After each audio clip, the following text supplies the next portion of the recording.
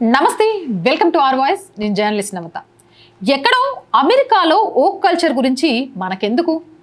America deep స్టేట్తో మన దేశంలో ఏమైనా ప్రభావం ఉంటుందా అనే అనుమానం మీకు ఎప్పుడైనా వచ్చిందా?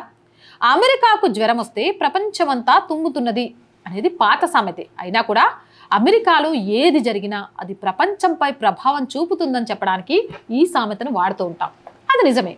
అమెరికాలో ఏది జరిగినా అది ఇతర దేశాలపై ప్రభావం ఖచ్చితంగా చూపుతుంది. అలా అమెరికాలో జరిగే ఓక్ కల్చర్ మన దేశంలోనూ ప్రభావం చూపుతుందనడానికి తాజా పరిణామాలే ఉదాహరణ. దానికి సంబంధించిన పూర్తి అప్డేట్స్ అందిస్తా, ఎక్కడ స్కిప్ చేయకుండా చూడండి. ఇటీవల భారత్లో 3 హాస్పిటళ్లు మూతపడ్డాయి. ఇవి ట్రాన్స్జెండర్ ఆసుపత్రులు. మన దేశంలో మొట్టమొదటి ట్రాన్స్జెండర్ ఆసుపత్రి 2021లో ప్రారంభమైంది. అది కూడా హైదరాబాద్లోనే మొదలైంది. దీని తర్వాత మరో 2 పూణే, కళ్యాణ్ నగరాల్లో ప్రారంభమయ్యాయి. అయితే ఈ ఆసుపత్రులు ప్రారంభమైన 4 ఏళ్లలోనే మూతపడ్డాయి. ఎందుకో తెలుసుకునే ముందు ఆ ఆసుపత్రుల్లో జరిగే కార్యకలాపాలు ఏంటి అనేది ఇప్పుడు చూద్దాం. భారత్లో ఏర్పాటైన ఈ క్లినికల్ల ద్వారా ట్రాన్స్జెండర్లకు సేవలు అందిస్తారు. ఎవరైనా లింగ మార్పిడి చేసుకోవాలనుకుంటే వారికి ఉచితంగానే ఆపరేషన్లను చేస్తారు. ఆపరేషన్లు చేయడం నుంచి వారికి భవిష్యత్తులో ఎదురయ్యే ఇబ్బందులన్నిటికీ ఈ ఆసుపత్రుల్లో చికిత్సను అందిస్తారు. ట్రాన్స్జెండర్లకు హార్మోన్ థెరపీపై అవగాహన, మందులు, మానసిక ఆరోగ్యంతో పాటు HIV, ఇతర లైంగిక సంక్రమించే వ్యాధులపై కౌన్సిలింగ్, సాధారణ వైద్య సంరక్షణ, న్యాయ సహాయంతో సహా పలు సేవలను అందించనున్నట్లు నివేదికలు పేర్కొంటున్నాయి. ఈ సేవలు అందించడానికి ప్రతి ఒక్కరికి ఏడాదికి 30 లక్షల వరకు అవుతుందని తెలిపాయి. ఒక్క వ్యక్తికే ఇంత డబ్బు ఖర్చు పెడుతున్నారంటే ఆసుపత్రికి వచ్చే వారి మొత్తానికి వాటి మెయింటెనెన్స్, సేవలు లాంటి వాటికి ఎంత డబ్బు ఖర్చు అవుతుందంటే ఇట్టే అర్థం చేసుకోవచ్చు. ఇక్కడ కేవలం లింగ మార్పిడి చేసుకోవడానికి ఆసక్తి చూపితే చాలు, ఇక పని అంతా ఆసుపత్రి వారే చూసుకుంటారు. కావలసిన అన్ని సౌకర్యాలతో ఏర్పాట్లు చేస్తారు. అయితే ఈ ఆసుపత్రులన్నీ అమెరికాకు చెందిన USAID నిధులతోనే పనిచేస్తున్నాయని తెలుస్తోంది. ప్రపంచంపై తన ఆధిపత్యాన్ని చెలాయించుకునేందుకు అమెరికా USAID నిధులను అందజేస్తూ ఉంటుంది. అమెరికన్లు కట్టిన పన్నుల్లో కొంత భాగాన్ని USAIDకి అందజేస్తారు. ఈ సంస్థ ప్రపంచవ్యాప్తంగా నిధులను సరఫరా చేస్తూ ఉంటుంది. అయితే అవేవో మంచి పనికైతే బాగుండేది, కానీ అమెరికా తన భావజాలాన్ని ఇతర దేశాల్లో వ్యాప్తి చేయడానికే ఈ నిధులను సరఫరా చేస్తుంది. అందులో భాగంగానే మన దేశంలోనూ ఈ ట్రాన్స్జెండర్ ఆపరేషన్లను నెలకొల్పింది. ఇన్నాళ్ళు అమెరికాలో అధికారంలో ఉన్న బైడెన్ ప్రభుత్వం ఓక్ కల్చర్ని పెంచి పోషించింది.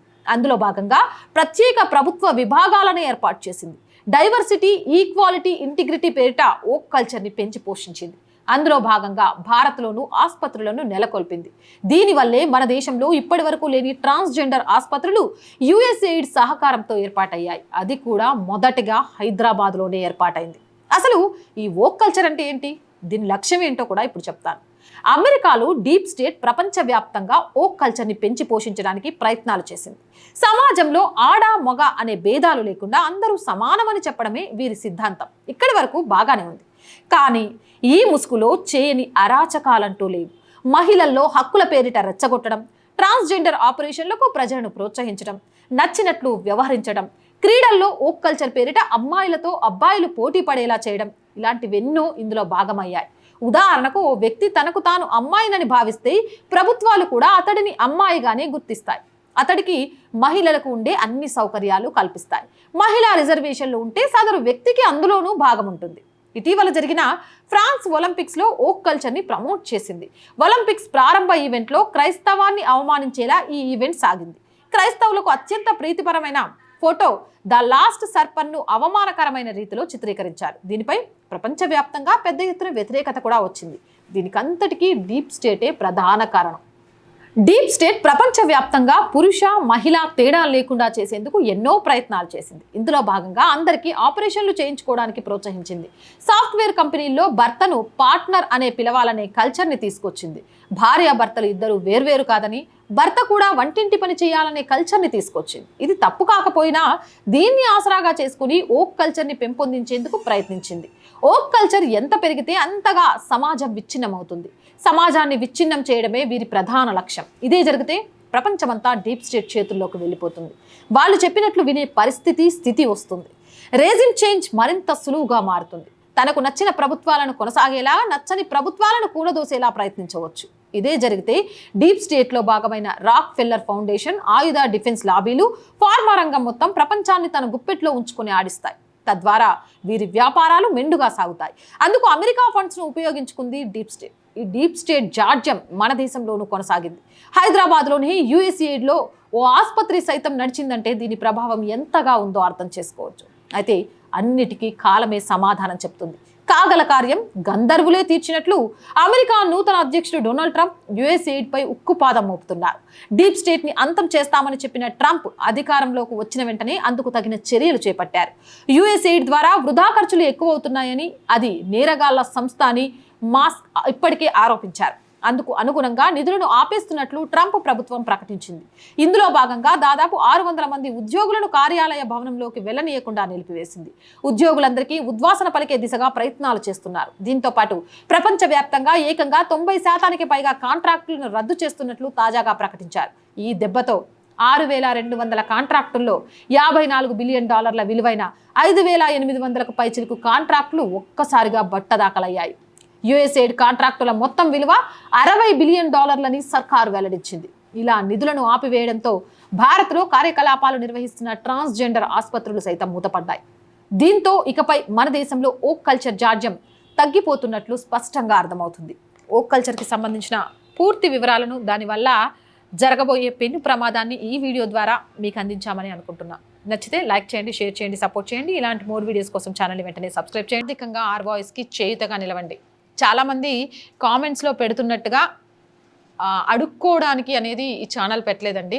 నిజంగా సంపాదించడానికైతే ఏ శాటిలైట్ ఛానల్లో ఒక పక్కన నుంచి దేవాలయాల మీద దాడులు జరుగుతుంటే, సినీ సెలబ్రిటీల వ్యక్తిగత జీవితాల మీద చర్చలు పెడుతూ వాటి మీద డిబేట్లు చేస్తే శాలరీస్ మస్తు సంపాదించుకోవచ్చు ఇంతకంటే. అండ్ ఏదైతే సనాతన ధర్మం, దేశహితం, ప్రభుత్వానికి ప్రజలకు వారధి అనే మేము కాన్సెప్ట్ తీసుకున్నామో, ఈ కాన్సెప్ట్ని వదిలేస్తే మస్తు పైసలు సంపాదించుకోవచ్చు. డబ్బు సంపాదించాలి అంటే చాలా ఉన్నాయండి. ఒక ఛానల్ని పెట్టుకొని ఒక ఆడపిల్లగా వచ్చే విమర్శల్ని, బాడీ షేమింగ్ గురించి చేస్తున్న కామెంట్లని తట్టుకుంటూ ఇలా ప్రతి ఒక్కరిని సహాయం కోరుకుంటూ ఛానల్ని నడపాల్సిన అవసరం లేదు. ఇది ఛానల్ పెట్టడం యొక్క ముఖ్య ఉద్దేశం నిజాల్ని నిర్భయంగా చెప్పగలగాలి. సనాతన ధర్మానికి, దేశహితానికి వెన్ను చూపకుండా అడుగులు ముందుకు వేస్తూ ప్రజలలో అసలైన చరిత్రను తెలియజేయాలి. భారతీయులంతా కూడా ఒక ఛత్రపతి శివాజీ మహారాజ్, ఒక ఝాన్సీ లక్ష్మీబాయి, ఒక భగత్ సింగ్ వారసులే. కానీ వాళ్ళలో తప్పుడు సమాచారాన్ని తీసుకువెళ్తూ వాళ్ళలో ఉన్న ఆ భావజానాల్ని తొక్కేస్తున్నారు. కాబట్టి ఆ భావజాలాన్ని తట్టి లేపాలి అంటే అసలు చరిత్ర తెలియజేయాలి, వాస్తవాలను ప్రజల ముందుకు తీసుకురావాలనే ఉద్దేశంతో పెట్టిన ఛానల్. అందుకే అడుగడుగున ఆటంకాలు వస్తున్నా, అడుక్కుంటున్నారు అన్నా, ఇంకో విమర్శ చేసినా కూడా తట్టుకొని ముందుకెళ్తున్నాం. మీరు చేసే ప్రతి చిన్న సహాయం కూడా ఈ ఛానల్ని నిలబెట్టడం కోసం మాకెంతో సహకరిస్తోంది. ఆఫీస్ పెట్టాలి అనుకొని, ఇంకా మిగిలినవి చాలా చేయాలి అనుకొని, ఈవెన్ స్టాఫ్కి శాలరీస్ విషయంలో కూడా చాలా చాలా చాలా కష్టపడుతున్నాం. ఏదో ఒక కెమెరా పెట్టేసి రోజుకు ఒక వీడియో చేసేసి అక్కడితో వదిలేయాలి అనేది నా ఉద్దేశం కాదు. ఎప్పటికప్పుడు బ్రేకింగ్ విషయాల్లో అసలు వాస్తవాల్ని మీకు అందియాలి అని. అలాంటప్పుడు స్టాఫ్ అవసరం అనేది కూడా చాలా పడుతుంది. వీటన్నిటి నేపథ్యం కోసమే మీ సహాయం అడుగుతున్నాను. సపోర్ట్ చేయాలి అనుకునేవారు సబ్స్క్రిప్షన్ పక్కనే జాయిన్ అనే బటన్ ఉంది. 1 to 5 లెవెల్స్ ఉన్నాయి. ఏదో ఒక లెవెల్లో సపోర్ట్ చేయండి. అలాగే స్క్రీన్ మీద గూగుల్ పే, ఫోన్పేతో పాటు అకౌంట్ డీటెయిల్స్ కూడా ఉన్నాయి. మీకు తోచిన సహాయం చేయడం ద్వారా ఈ ఛానల్ని నిలబెట్టాలి అనే ఒక మధ్యతరగతి అమ్మాయికలకు సహకారం అందించిన వాళ్ళు అవుతారు. వ్యాపార ప్రకటనల కోసం 8328500576 నెంబర్ని సంప్రదించండి. వ్యాపార ప్రకటనల ద్వారా ఈ ఛానల్కి ఆర్థికంగా సహాయాన్ని అందించండి. అలాగే ప్రజా సమస్య ఏదైనా మీ గొంతుకను మా గొంతుక ద్వారా వినిపిస్తాం. 8328500576 నెంబర్కి వాట్సాప్ ద్వారా తెలియజేయండి. జై హింద్, జై భారత్.